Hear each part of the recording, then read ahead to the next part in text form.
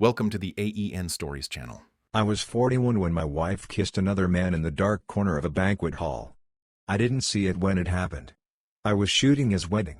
I had a gimbal rig on my shoulder, a battery belt snug against my waist, and 2 spare SD cards in my pocket.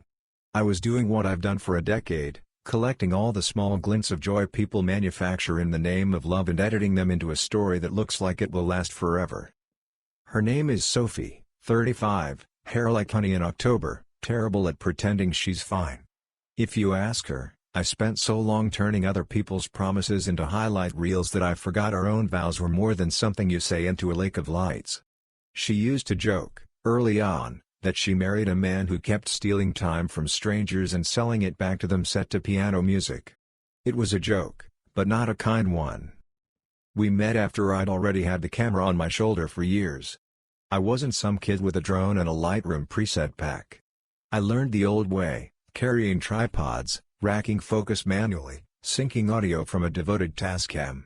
I'd work 16-hour Saturdays, eat cold pizza if there was any, chug water behind florists' vans, and know exactly what time the light would fall through the church windows.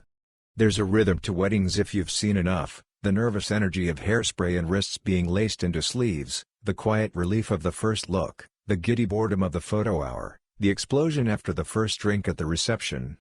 I learned to chase that rhythm like a drummer. By the time Sophie came along, I had the business steady. We weren't rich, but the mortgage got paid and my camera gear didn't have to be rented anymore. We had a little house on a street where the trees crowded the sidewalks and the neighbors remembered your dog's name. We'd go to Costco together and you would have thought it was a date, the way she'd hold my arm when the free sample ladies handed us something in a paper cup.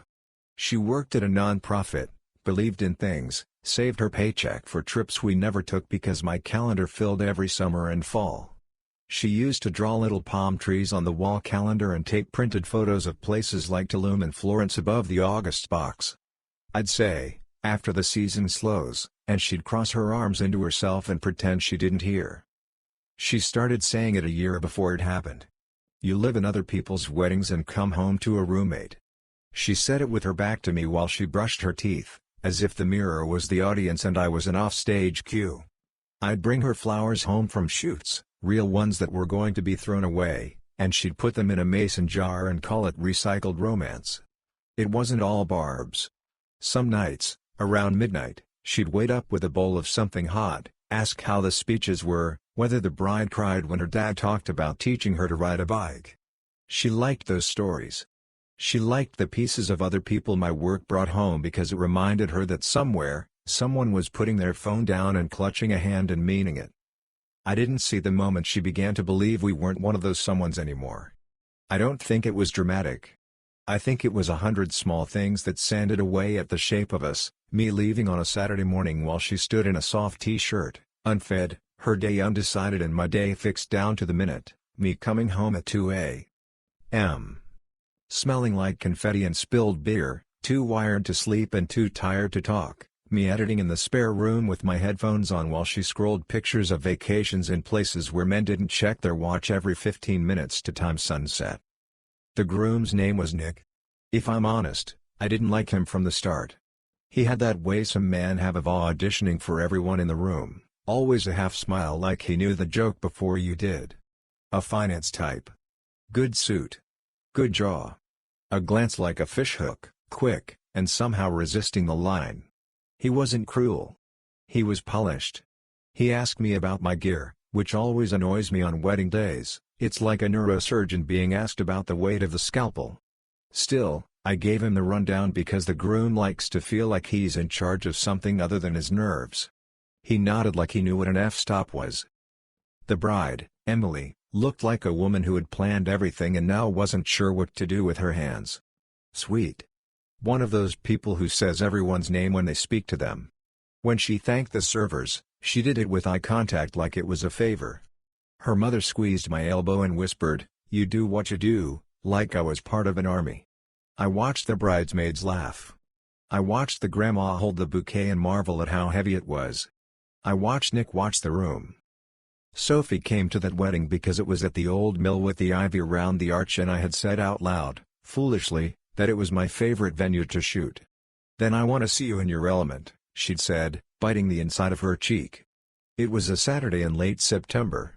That crisp Midwestern air where the sun is hot and the shade is a promise. I told her she could hold the second camera if she wanted. She rolled her eyes. "I'm not an intern," she said, but she wore a dress like she wanted to be looked at. I noticed it. I would have noticed her anywhere. I didn't see much of her during the ceremony. I had the Sony on a 70,200 to catch the vows and the Thai tears. I had the wide on a stand at the back, collecting the room. The DJ, a guy I knew from the circuit named Vince, gave me the timeline. I time-boxed my life and then followed it, the way you do when your work is counting the beats. During cocktail hour, I saw Sophie near the bar with a glass of wine and her hair pulled over one shoulder. She'd laughed at something, tilted her head back the way she did freshman year of us, and my heart did that thing it still does sometimes, jumping like a dog when you come into the yard. I thought, then, some stupid thing like, maybe I'm not as far gone as she says. The lights in that room are tricky. The mill has dark corners where the brick eats your light. I always throw a small LED near the cake and another near the photo booth. I set one by the far column, half hidden by drapery, to catch silhouettes of dancing people without making the place look like a documentary. It's the kind of detail you're proud of when you've done this long enough. Invisible until it matters. It matters later. I shot their first dance, low angle to make the world drop away behind them. Nick had a hand at the small of Emily's back. She had her cheek on his shoulder and the look on her face I've seen so often I could paint it with my eyes closed. I did it. I made it to the place my mother told me about. It's the look people get when their fantasy stands up and shakes itself into a body, still dripping with dream. I didn't see Sophie and Nick talk. I didn't see what they said or who started it. As far as that night, in my living memory, we were parallel lines. I was a functionary, snatching moments and storing them. She was a guest in a pretty dress, drinking wine that wasn't hers. She went home around 11. I kissed her cheek backstage by the DJ table, told her I'd be a few more hours. She wrinkled her nose at the bass thudding in her ribs, and I smiled because I knew that feeling, the way music becomes a physical thing you can't carry. When I got home, she was asleep on top of the covers. The weather had swapped in the night and the house smelled like the first time you turn the heat on after summer. Her hand was on her stomach, like she was steadying herself in a dream. I went to the kitchen and ate cold penne out of a plastic container. We learned to love each other around silence and leftovers. It sounds bleak. It wasn't always. Monday I started in. I loaded the cards, backed up the files to 2 drives, the way you have to if you care about not ruining someone's marriage because your hard drive fails. Then I scrubbed. If you've never edited weddings, let me tell you, you don't watch. You skim.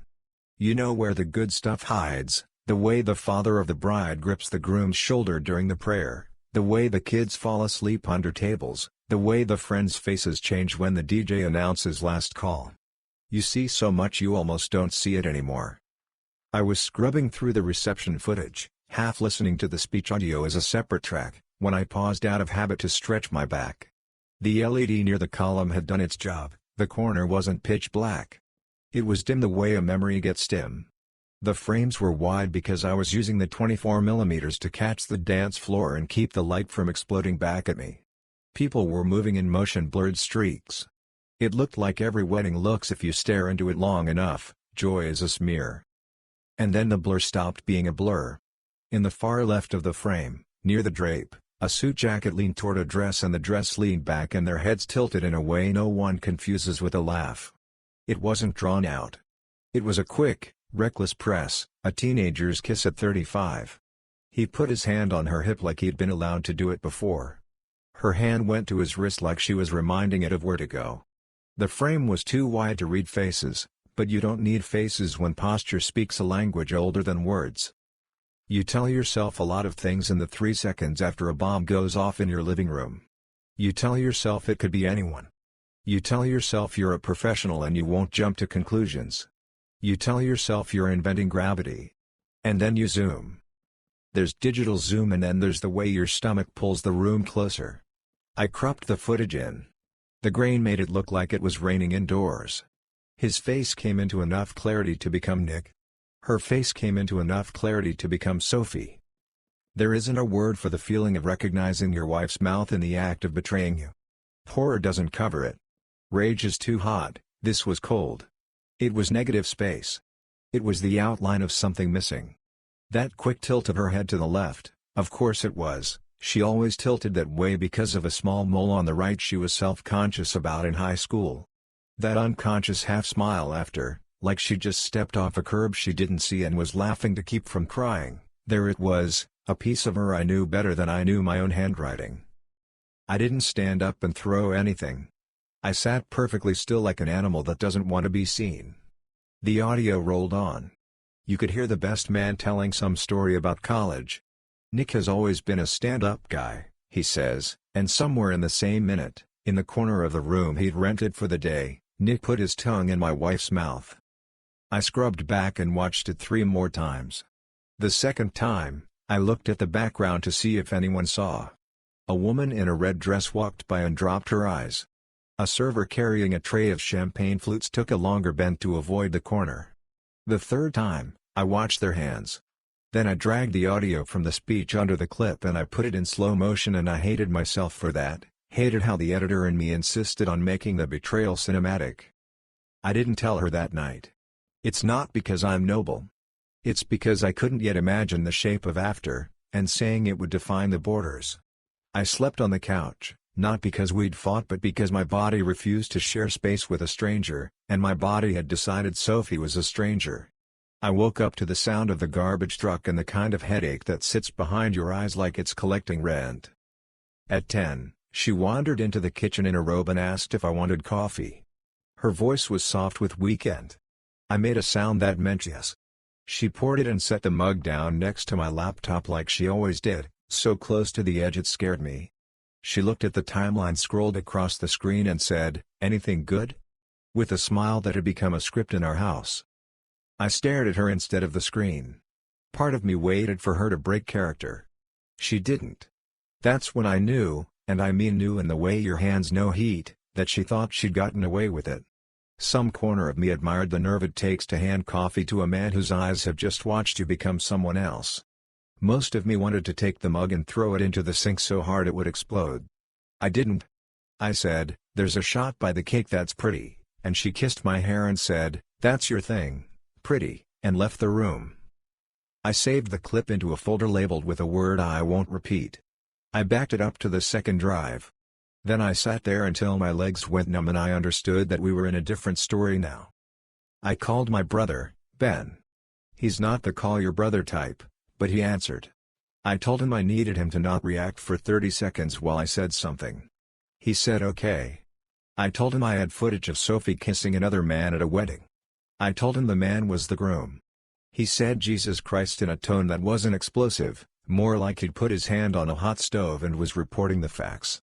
He asked if I was sure. I said I was. He said, "What are you going to do?" And I said, "I think I'm going to make it impossible for anyone to pretend this didn't happen." He didn't tell me not to. He didn't tell me to, either. He said, "If you do anything public, you'll regret it." I said, "It won't be public." He sighed the way he always sighs when he knows I've made up my mind. Don't ruin your business because of her.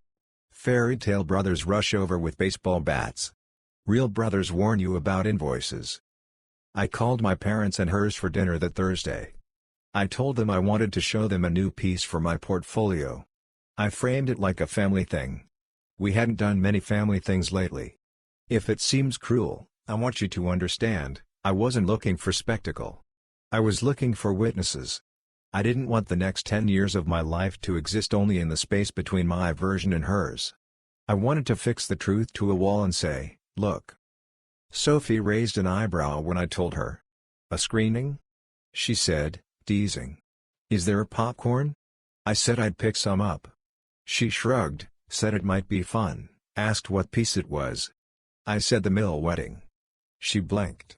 There was a dot of wine at the corner of her mouth. She licked it away, slow.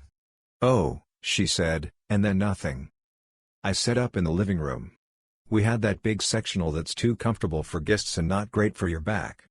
My dad likes to sit with his ankle on his knee like he's about to announce a football score. He did that. My mom tucked her feet under herself and asked if this was like a then and now reel. Sophie's mother wore pearls and patted the couch to indicate where she wanted her husband to sit, as if the couch needed training. Her father, Edward, was a man who had taught high school math 35 years and retired into a life of mowing his lawn diagonally because it looked cleaner. He was polite with his impatience. He shook my hand like he was measuring how I'd fixed something of his and done it almost right. Everyone had a glass in their hands. I turned the lights down because you do that for screens and because I wanted the room to feel like a room you tell the truth in. The TV threw a rectangle onto the wall and then there we were at the mill, copper lights, the DJ's booth, the friends and the middle-aged uncles doing that dance middle-aged uncles do. I let it play longer than I needed to. I wanted them to see a whole minute of a wedding before the bad thing, so they'd understand the context, that betrayal is a rip in a good fabric, not just the fabric itself being cheaply made. Sophie laughed at a shot of a toddler stealing a grape. My mother said, "Ah," when the bride rested her head on the groom's chest during the slow dance. Sophie's mother leaned toward her, whispered something that made Sophie's eyes flick to me. I watched those eyes. I watched panic breathe into them and then vanish under a lid. She knew. She didn't know how much I knew. I'd cut the clip and so it happened like a magic trick.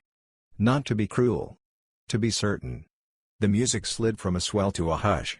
And then the corner of the frame lit the way a corner lights when you've done your job and, in that corner, two faces found each other in a way faces are supposed to find each other later, in kitchens and anniversaries, not in the shadows of someone else's vows. Sophie's mother made a sound like she'd choked on nothing and put her hand to her mouth. My mother's hand went to my father's knee and stayed there like it belonged to the knee now. My father uncrossed his legs and sat forward. Sophie stood up like she could outrun what the TV was saying. "Okay," she said, bright, absurd. "Okay." She found the remote on the coffee table. I had the remote beside me. The screen didn't pause. She turned to glare. "Turn it off," she said, not to me, but to the room, like the room had made a mistake. Her father didn't stand right away. He looked at the screen and breathed through his nose like a man correcting himself. Then he stood, slower than I expected, and he didn't look at me. He looked at his daughter. There's a thing that happens to men who believe in rules when rules are broken by someone they love. The belief doesn't go away. It gets harder, like a face becoming a mask for safety. "You have not only betrayed your husband," he said, his voice steady in that way you get when you're trying not to frighten a horse, "you have stained our family's honor." That's a big word, honor. It doesn't feel like an American word unless something old-fashioned is happening. He isn't an old country man. He is a man who counts things by fives and makes hash marks for days done right. He used the word because he didn't have a smaller one that fit. Sophie's mother put her hands over her face because she could not watch her daughter as a character in something ugly. My mother made a noise like a prayer. Sophie looked at me in the dark, her eyes gleaming like a thing alive in a hole. "You did this," she said. It wasn't logical. Betrayers rarely are. "This is disgusting," she said, shaking, and I could have pointed out the irony of that word, but I didn't. I was watching the man she'd kissed give his bride a toast on another scene now, the timeline rolling, and it felt rude to interrupt. "You did this," I said, softly, a line I had practiced because I needed to believe I could say something without it coming out like a fire alarm. "And you let me bring it into my house." "Turn it off," she said again. Her mother sniffed a sob. "I wanted," I said, looking at the parents because I couldn't look at Sophie, "for there to be no confusion. I didn't want whispers. I didn't want versions. This is what happened." Her father put his hands on the back of the couch. He is a shoulder-tapping disciplined guy, not a wall puncher. "How long?" he asked, and it told me he wasn't naive. He didn't think this kind of thing happens once in a corner and never again. Sophie was pale in dim. "It was nothing," she said, and hated herself for the words as she said them, I could tell, because there is nothing worse than being caught by people who taught you not to be someone who does this. She pinched the bridge of her nose, a little gesture she did when budgets at the non-profit didn't add up. "It was a stupid moment, and you making a PowerPoint out of it," she said, louder now, "is a refusal to be gaslit," my mother said, surprising me, and maybe herself. She had never liked that word. It felt trendy to her. She used it now like it had finally earned its keep. Sophie laughed, harshly. "Your son works every weekend and sleeps through Sunday and thinks this is a marriage," she said to my parents, "and I'm the villain?" "You could have left," my dad said, and the quiet of it made her stop. "You could have said that. You chose this instead." Sophie's mother had stopped crying and was staring into her lap the way people stare at hospitals. If you've never watched someone reevaluate their kid 35 years in, you don't know the particular kind of heartbreak it is. "I didn't think you'd," Sophie started, and then caught herself. "Didn't think I'd what? Didn't think I'd see? Didn't think I'd care? Didn't think I'd have the nerve to pull the rope she'd coiled around both of us." I clicked the TV off. The room felt like a lid had been lifted and the oxygen changed. I stood because I didn't trust my body to stay sitting. "I'm going to sleep at Ben's," I said. "Tomorrow, I'll call a lawyer. You'll get one, too. We can do this clean, or we can do this like people who want to keep reliving the worst day of their lives." Sophie's face crumpled then, not like in movies, pretty, with one tear tracking down, but like a person being shown a photograph of themselves at their most unflattering angle and told that's who they are now. She put her hand out, not to me. To her mother. You'd think she'd reach for me, but betrayal curdles love. She knew there wasn't a version of me that would be comforted by her touch. Her mother took her hand without looking up. Her father watched the wall because the wall was easier. At the door, my mom touched my back.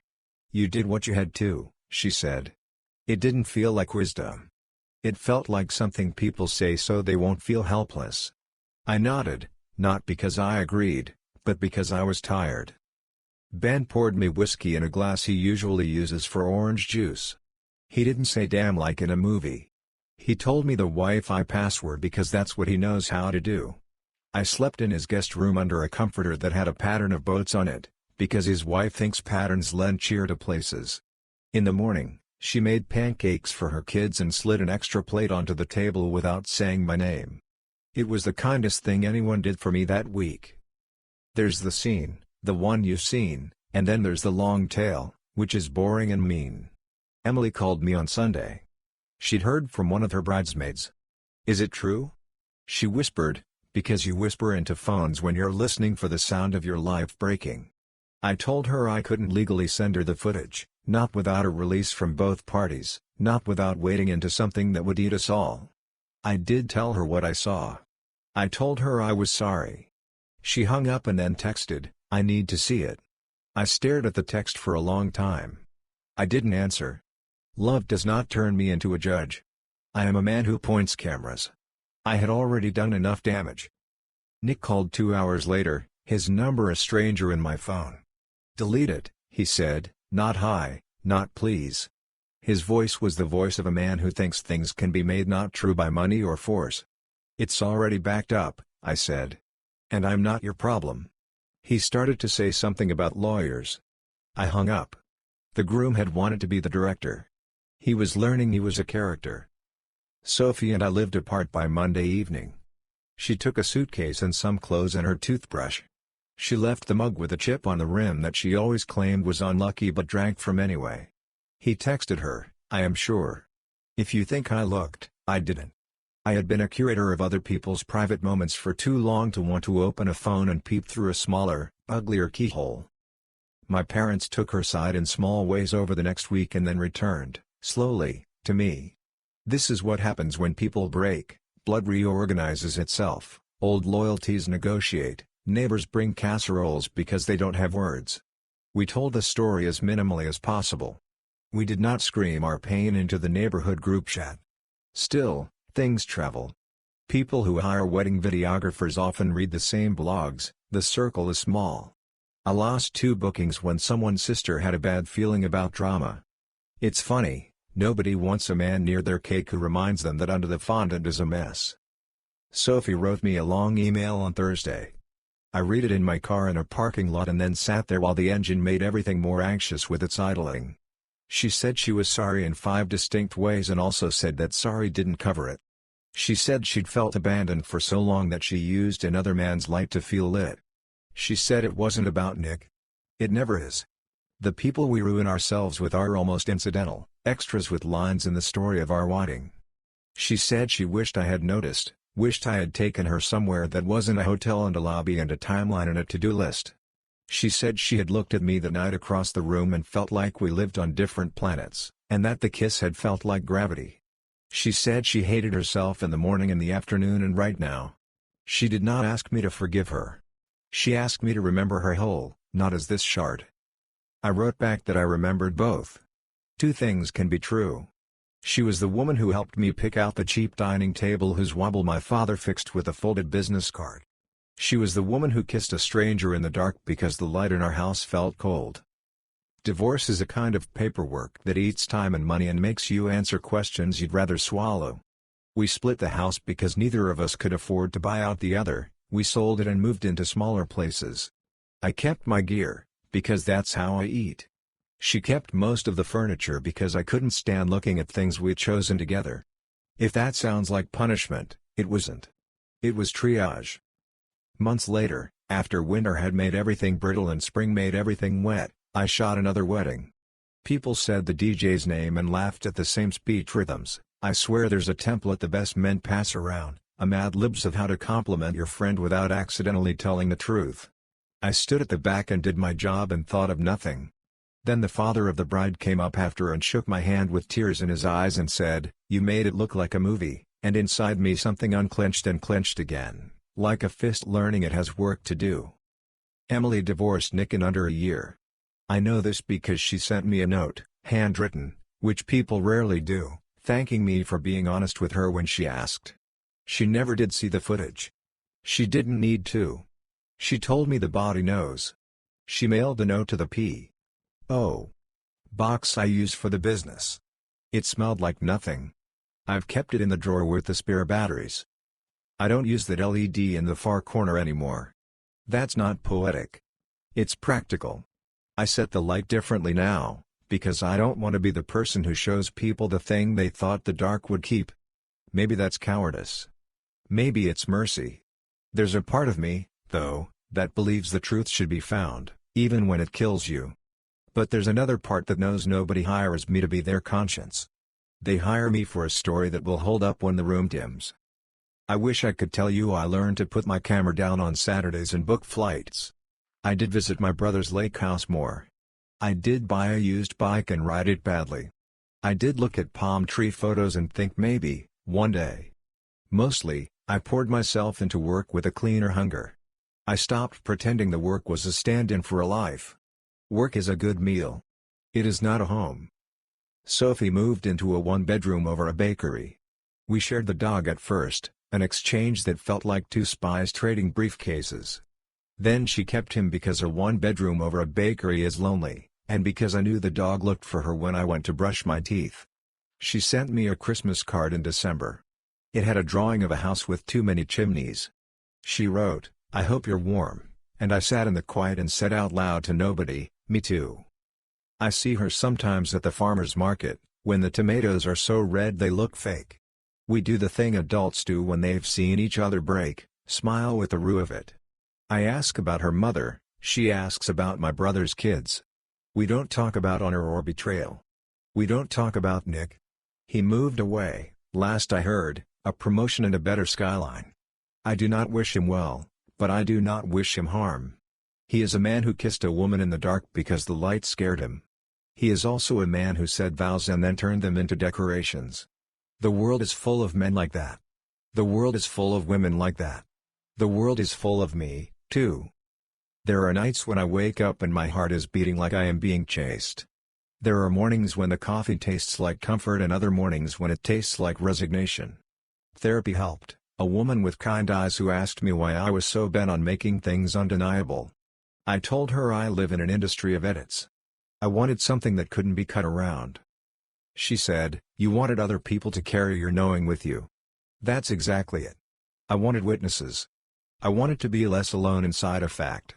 The night in my living room, when Sophie's mother hid her face and her father stood and said that strange, heavy word, it tethered me to the ground I was falling through. Cruel? Maybe. Necessary? For me, yes. You might want a grand lesson. I make a living arranging other people's lessons into montages. My own life stubbornly rejects them. But if I had to pin one to a board, it would be this: the dark corner exists in every room. It is where the music is a little louder and nobody is looking for the worst thing. You can put a light there. It won't keep people from doing what they are determined to do. It will only show you what you couldn't bear to imagine. If you can't live with that, aim the light somewhere else. Some of us were born to look. Some of us weren't. I still shoot the vows with a long lens. I still watch the fathers soften when their daughters lift the veil. I still cry sometimes at the maid of honor's speech because a lifetime of edits doesn't mean you can't be surprised by sincerity. I've learned to hand-deliver the drive, sit with the couple while they watch, and slip out quietly when the music swells. I don't want to see the first time they see themselves as they've chosen to be seen. It feels like walking in on a prayer. On my desk, there is a framed photo from before all this. Sophie and I on a beach we lied to ourselves about going back to. My brother took it. We are windblown and a little sunburned. She's on my back. My hands hold her calves. We are looking at something out beyond the frame. It looks like joy. I keep it there not because I am a masochist, but because not every bright thing is a lie. There are days when a true thing goes stale and days when a lie tastes like fruit, but the camera can't tell the difference, it only knows light. I know now that light is not a promise. It is a condition. Love is the promise. Honor is the promise. The rest is shutter speed and chance. In December, I shot a wedding in a barn strung with lights like a galaxy brought low. The bride's father had a limp and a laugh that made his eyes shine. The groom cried before the bride reached him. It wasn't pretty. It was human. After, as I packed the mics into their case, the bride came up behind me and touched my shoulder. "Thank you," she said, the way people say it when they know they're repeating something that's been said 1,000 times that day and wanting it to matter anyway. "It felt real," she added, surprised at her own words. "It is," I said. I meant hers. I meant mine. I meant the whole messy project of it. On my way out to the van, snow had started, a dust more than a fall. The parking lot lights made cones of silver air. I stood there longer than I needed to, my breath making little ghosts. I thought of the corner light I don't set anymore and the corner light I carry inside me that never goes out. I thought of Sophie's father's face in my living room, serious as math. I thought of how people who love you can be both your judge and your rescue. I thought of Emily, mailing a note that didn't smell like anything, and how emptiness can be honest, too. I got in the van. I drove home on a road I could do with my eyes closed. I didn't call anyone. The house was quiet in the way houses are when you've taught yourself how to be in them alone without drowning. I set the case down by the door for morning. In the kitchen, the light over the sink was the same light it's always been, flat, stubborn, sufficient. I poured water into a glass. I drank. I stood there and listened to the heater hum, a machine making a promise it has kept every winter I've known: I will push warmth into this space. That's all I can do. It is, I think, enough. Thank you for listening my story. If you want more raw, real, and gripping stories like this one, subscribe to the AEN Stories channel. Your support keeps these stories alive.